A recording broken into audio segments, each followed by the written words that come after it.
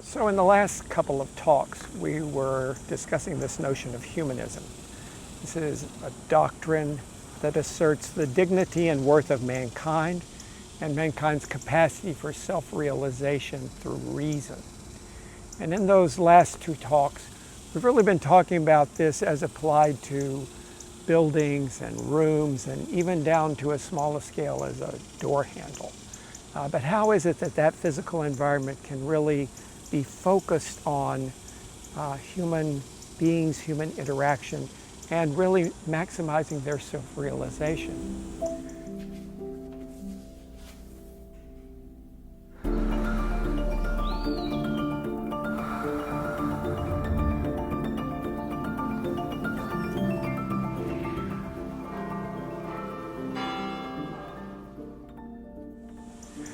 The next couple of talks, I want us to continue to talk about humanism, but we're going to be expanding it to talk about humanism at a larger scale, at the scale of a city or the scale of a community. And that, I think, may be an even more critical aspect of humanism. How can we really build cities and neighborhoods and communities that help us reach self-actualization, self-realization? And this is actually a big issue these days. It's a big issue in Austin. We as a community have been really working hard, I think, for the past 20 years or so to improve ourselves as a city, to make ourselves a place that is more welcome to self-realization, a place that people want to live, they want to be here. And honestly, it's an economic thing. We're trying to attract businesses that want to locate here because their workforce wants to live here. We're trying to attract people who could live anywhere, but they want to live in Austin because there's a lifestyle or there's a capacity for self-realization here that there might not be in other places. And there actually has been, I think for the past 2 decades, a real focus in Austin on trying to improve ourselves in that regard. Whereas most Sunbelt cities, the real estate market just says, yeah, more and more cul-de-sac subdivisions, more and more freeways, more and more strip shopping centers, shopping malls, more and more office parks. And there are people who look at that and say, that's just not supporting the kind of lifestyle I want to have. I don't want to spend all my time in the car. I don't want to be stuck in traffic all the time. I don't want to have all the difficulty of getting my kid to soccer way over here and then trying to go to the grocery store so I can get food for dinner over here and to get way over here and try to pick up my other kid at music lessons and just end up having a lifestyle that does not maximize self-realization because the physical environment is so dispersed and so difficult to negotiate that it's troubling, it's difficult. So how can we make physical environments, how can we in Austin build a city that helps people live a lifestyle they want to live and one that helps them with self-realization? So in Austin, we've been working on that, and we're going to be using Austin as a kind of factor in our discussion all the way through the talk today. I do get a sense now that we're beginning to see some positive response to that. Maybe we're having some success. Now, I want to be perfectly honest, we still have lots of screwy, awful things that are not maximizing self-realization in Austin. But I think we're beginning to have some indications of a little bit of success. And I want to point to 2 things. One is there's a book that was written recently called The Rise of the Creative Class by an economist named Richard Florida. And in that book, he's looking at where are places that support a creative life and where are the places where people want to live and want to work, and then where are the places that businesses want to move in order to have that kind of creative workforce. So Richard Florida, in his book, The Rise of the Creative Class, rates all different cities in the United States. And he actually looks internationally too. But he rates these cities according to whether they are a place that maximizes self-realization and has the kind of lifestyle that these creative people want to have. And in the first edition of that book, Austin was number 2 among American cities. San Francisco was number 1, Austin was number 2. In a more recent edition, Austin became number 1. It bumped out San Francisco as a place where there really was a possibility for self-realization and really a kind of maximizing of a productive lifestyle.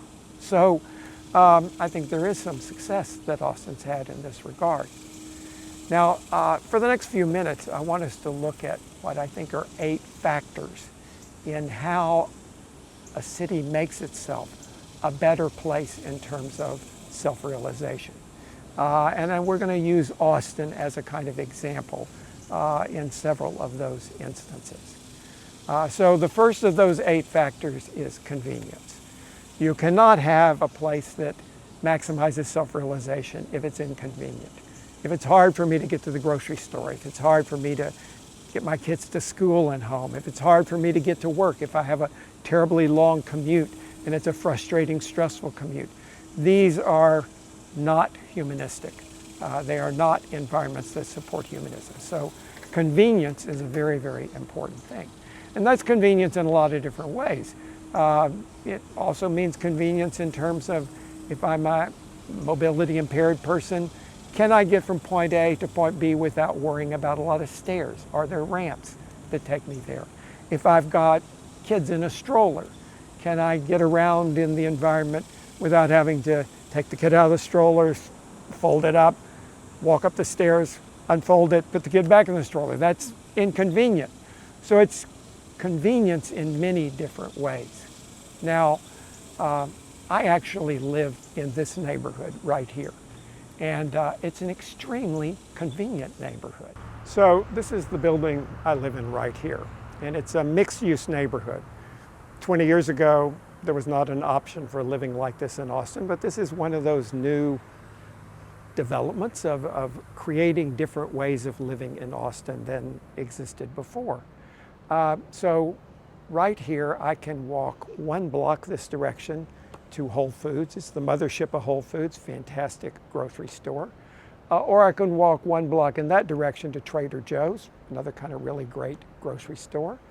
There are 14 restaurants within 2 blocks of here. Just down Shoal Creek here is Taqueria Mucho, which is a dive, just taco place, inexpensive. A little further down the creek is The Grove, nice 5-star restaurant, really, really cool.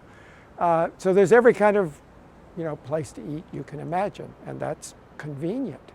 4 blocks that direction is a really great movie theater, Violet Crown. Also 4 blocks that direction is my architecture office, so I can walk there super easily. It's about a 20-minute walk down the trail here to UT, and it's very shady and extremely pleasant way to walk to UT. There also are plenty of retail around here. When I've made a point the last few years when I do Christmas shopping, I do it all in my neighborhood. So you can buy everything from cosmetics for my daughter-in-law to workout gear for my wife to, anything is around in this neighborhood. So these kinds of mixed-use neighborhoods, which didn't exist before, create a kind of humanism, a convenience, an incredible convenience in lifestyle, so that you're really not spending a lot of time commuting or in kind of stressful situations like that. So one major factor in humanism at a larger scale is convenience. So one thing certainly, as we noted, is convenience. But a second factor in trying to create environments that are humanistic at a larger scale is a range of activities. We as human beings we like to be stimulated by a lot of different kinds of activities. So that may mean planned activities like going to football games or going to a rock concert or going to an art museum, or it may mean just kind of informal activities like just a place to hang out and throw a frisbee or walk your dog or check your email or whatever. So a really humanistic environment has lots of places for these activities to occur. So again, Austin has tried to really up its game in this regard, and I think has done a kind of phenomenal job at that. So in Austin, we have South by Southwest that comes every spring for like 3 weeks. And you have South by Southwest EDU, and then you have South by Southwest Film, and then you have South by Southwest Interactive, and then you have South by Southwest Music. And for 3 weeks, it's just activity, activity, activity, things to go to, things to see, things to do, and draws people from all over the world to interact with as well. That's a combination of a range of activities. Living downtown here, there's constantly a fun run or Capital 10,000 or some kind of triathlon event that's working around Lady Bird Lake. There's, Austin City Limits Music Festival that happens every fall. I mean, there's all of these activities that are kind of in constant motion and give you a lot of choices about activities you can participate in. And again, that contributes to humanism at a larger scale. A third factor I think that works here is a range of people accommodated, so that in a truly humanistic environment, there are old people and young people, there are rich people and poor people, there are black people and white people and brown people, and there are just all kinds of people. And the reason why I think this contributes to self-actualization is because in a more exclusive or homogeneous environment, if you don't happen to fit the mold there, you feel a little other. You feel a little ostracized. Whereas in a truly diverse environment, there are no singular norms. And you're able to be who you want to be and reach self-realization in your own way. So this really hit home to me, I don't know, a couple of semesters ago. A couple of women in this class, they were sorority girls, and their sorority was having a honors banquet, which was about honoring people who had high GPAs. And they asked me to be the speaker at their banquet. Well, that's a pretty easy gig for me, said sure. But then when I showed up there, my God, for one thing, there was a whole lot more people than I thought. There were about 200 people there, and they were all women. And I don't think I realized how uncomfortable I would be as a male in an environment that was all female. But when women get together in groups like that, wow, they behave differently. They see somebody they know, they have a little squeal, and God, I don't know how to do that. I simply don't behave like women do when they're in a more homogeneous group. And it's not that I'm perfectly comfortable interacting with women. It's just that when you're a minority, especially a tiny minority in a group that's homogeneous, it can make you slightly uncomfortable. So in a truly humanistic environment that maximizes self-realization, there is a diverse set of people. There's a range of people accommodated. And in Austin, we've been trying to do that, and maybe not as successful as we would like to be. Austin's always been a pretty segregated community. The rich people lived on the west side of town, the poor people lived on the east side of town. There were ethnic communities that were very singular, and they were homogeneous in the sense that somebody who wasn't an exact fit there might feel uncomfortable. But as we're making these downtown developments, there is an effort to make them as diverse as possible. And that has meant, in many instances, there's a set-aside for affordable housing. The housing downtown is in big demand, so that's driven the price up. But the city has made provisions so that maybe 10–15% of the accommodations in a building would be for affordable housing. And the people that live in those, they live in exactly the same environment as everybody else, but their rent is subsidized so that we have a more diverse community. It's definitely a goal. Are we getting there? Not completely, not so much really at this point. So this third thing is a range of people accommodated. A fourth factor in a truly humanistic environment at a larger scale is signs of human presence. And that is that you can look around and you can see people's investment of energy. Sometimes it's a historic building where you can see that 100 years ago somebody was here and they were invested in this place and they made that beautiful old building. It may be something as simple as a beautifully tended flower bed where somebody is planting annuals every year and taking care of it, and it lets you see that I'm in a caring environment where people are invested here. But sometimes it's things that are even a little tacky, like graffiti. So that's somebody who was communicating with everybody else. And all along the trail here, there are little messages, sometimes political messages, sometimes social or cultural messages, but it's a sign of human presence, and it's a thing that, in my book, humanizes cities to some extent. So on the campus, there are always posters that advertise a musical event or advertise a lecture or something like that. They're probably not visually very tidy or beautiful, but they are signs of human presence, and they communicate, and that can be a positive thing. That's the first four of these 8 factors that we're talking about that contribute to humanism at a larger scale. Convenience, activities that are accommodated, a range of people accommodated, and signs of human presence.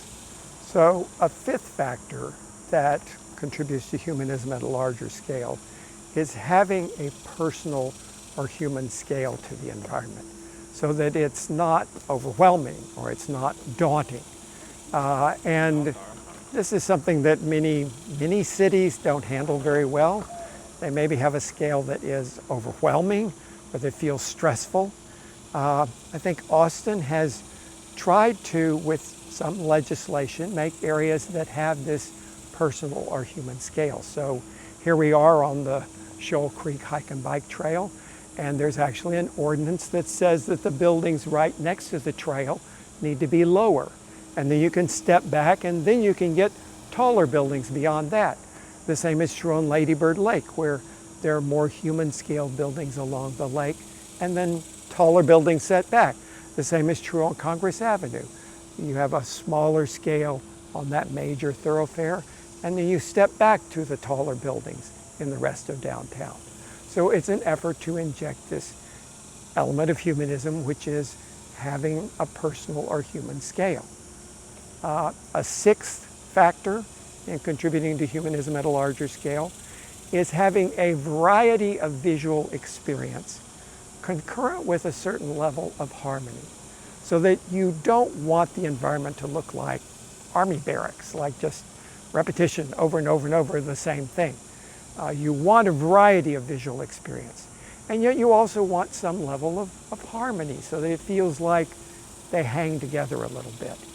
And again, I think in many parts of Austin, there's been a nice kind of compatibility between things that are different. They each have their own character, but they hang together. And there is also an ordinance in Austin that is called the Capitol View Corridor Ordinance. And it means that there are vistas through the city where buildings can only be a certain height. And so that will keep us from ever having a completely uniform, high-density skyline, because there will periodically be these varieties of scales of buildings that are created by the Capitol View corridors. I love Vancouver. I think it's a fantastic city that is really quite humanistic, but Vancouver has kind of all the same kind of housing type. They have these pencil towers, and it gets a little too repetitious, and you want more variety of visual experience. So again, this is something that contributes to humanism at a larger scale. So the seventh factor in creating humanism at a larger scale is the idea of providing freedom from intrusion or distraction. So you want to be able to go about your business, do what you want in a city without having intrusive elements interrupt that. The two big intrusive elements in general are weather. If it's rainy and you can't walk from place to place, if it's hotter than hell and it's just too hot to get from place to place. These are weather being intrusive and distracting. Or sometimes it's weather, sometimes it's automobiles. Again, in a city, this is often very intrusive and distracting. If you're crossing where the West Mall hits Guadalupe and you're having a nice conversation with your friend and you're walking across the street and one of those big old buses comes along and it spews out diesel fumes and it's loud and you can't hear each other talk, this is intrusive and distracting. It's better if the environment makes you able to do what you do in an everyday way without these intrusions of weather or of automobiles. Now, that's another thing that Austin is working hard to accomplish. So we've been on this Shoal Creek hike and bike trail for most of this talk. And it's the way I walk to UT pretty much every day. And it is, I can walk for 24 blocks along this trail without crossing a street. I can go from Lady Bird Lake all the way to 24th Street, where all of the passage goes beneath the streets and at the level of the creek. So I can walk without any intrusion or distraction from automobiles. It's a calming, sweet, peaceful kind of walk. Also, it's freaking shady here. If I had to walk those 24 blocks in the sun in the summertime, I'd completely melt. But in the shady environment, it's a good 10 degrees cooler. Again, freedom from intrusion and distraction. So the eighth and final of these factors that contribute to humanism at a larger scale is periodic natural relief. And there's just something in us as human beings that need to be connected to nature. And to make an urban environment or a larger environment that does not have that connection to nature is to, I think, reduce the humanism of that place. So again, in Austin, we value the natural environment, and we have made an effort to build a fairly dense urban environment, but to preserve periodic natural relief. And this Shoal Creek hike and bike trail is a beautiful example of it. There's trees and there's rocks and there's ducks and there's turtles and there's nature right here in the middle of a dense city. And it's not just here, it's also on Waller Creek and it's also on Bolden Creek and it's also on Lady Bird Lake and many places in the city. There is that periodic natural relief where you can go from your everyday life then to a much less stressful, much more relaxing kind of natural environment. So those are the 8 factors, and we'll be talking about them in the next talk as well, that contribute to humanism at a larger scale. So it's convenience, it is activities that are accommodated, it's a range of people accommodated, it's signs of human presence, it's a personal or human scale, it's a variety of visual experience concurrent with a certain level of harmony, it's freedom from intrusion and distraction, and it's periodic natural relief. Okay, see you next time.